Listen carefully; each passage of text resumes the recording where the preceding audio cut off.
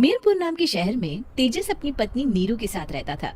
पति पत्नी दोनों ही नौकरी करते थे। एक दिन तेजस गांव अपनी माँ के पास फोन करता है। हेलो, प्रणाम माँ। जीते रहो माँ, तुम दादी बनने वाली हो। हैं? अरे वाह, ठीक है बेटा, मैं कल ही आती हूँ। जब माँ जी शहर पहुंची तो बेटी बहू ने बहुत अच्छे से स्वागत किया। लीजिए माँ जी चाय। अरे गर्मा गर्म पकोड़े ले आओ माँ के लिए। नीरू रसोई में गई और 2 मिनट में ही पकोड़े ले आई। जी ये लीजिए।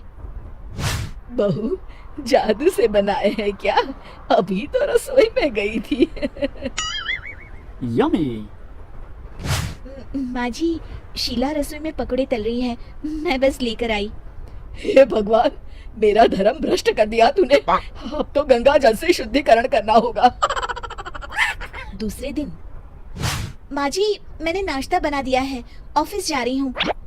पर अभी तो घर का सारा काम पड़ा है। शीला आती ही होगी, झाड़ू पोछा बर्तन कपड़े वो सब कर लेगी। हमारे जमाने में घर का सारा काम हम ही करते थे। जी माँ जी, आप बहुत होशियार हैं, मैं घर ऑफिस दोनों नहीं संभाल पाती। तो जरूरत क्या है घर से बाहर जाकर चाकरी करने की? वैसे भी घर का काम खुद करने से घर में बरकत आती है, समझी? पर माँ जी।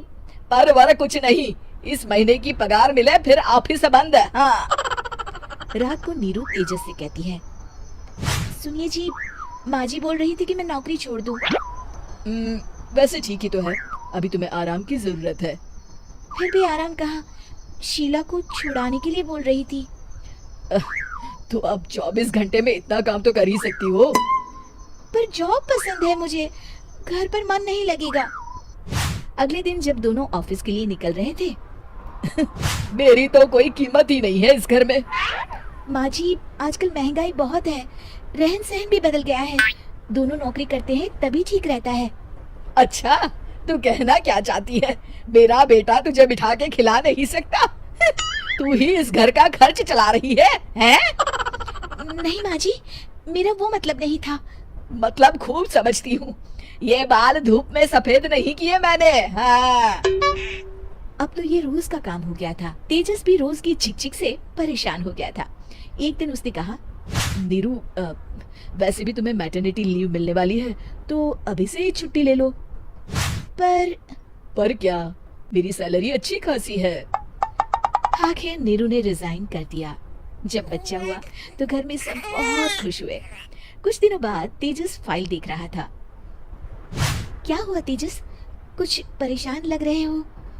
हाँ, वो हमारी जितनी सेविंग्स थी वो तो हॉस्पिटल में और छठी के फंक्शन में खत्म हो गई है नीरू। और अभी वैसे मंदी चल रही है तो मैं बोल रही थी कल मुन्ना को हेपेटाइटिस का टीका लगवाना है। नीरू, क्या पोस्टपोन नहीं कर सकते? नहीं जी, बिल्कुल नहीं। अब तेजस को समझ में आ रहा था कि उससे गलती हुई है। पैसों की कमी का असर घर के माहौल पर भी पड़ रहा था। अगले दिन, बेटा मेरा चश्मा और ये दवाइयाँ ले आना, पर्चा देते हुए माँ जी ने कहा। जी। तेजस, मुन्ना के लिए दूध का डिब्बा और डायपर भी ले आना, और ये किराने के सामान की लिस्ट है, इसे भी लाना है। तेजस गुस्से में लिस्ट मरोड़कर फेंकता है और चिल्लाता है, पैसे क्या पेड़ पर उगते हैं? ये ले आना, वो ले आना। अरे पर ये जरूरत का सामान ही है। वो गुस्से में बिना कुछ कहे ऑफिस चला गया। अरे अरे लंच तो ले जाइए। नीरू दौड़कर डिब्बा पकड़ाती है। एक दिन खाना खाने के बाद, नीरू, अब तो मुन्ना कुछ बड़ा हो गया, तो अब तुम वापस ज्वाइन कर लो ना जॉब। पर इस रिसेशन में जॉब मिलना बहुत मुश्किल है।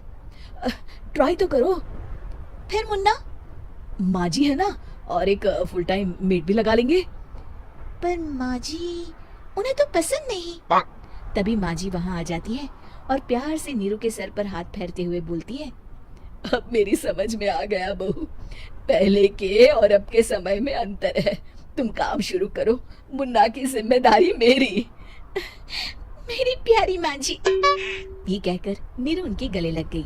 शिक्षा, परिवर्तन संसार का नियम है, हमें भी समय के साथ चलना चाहिए।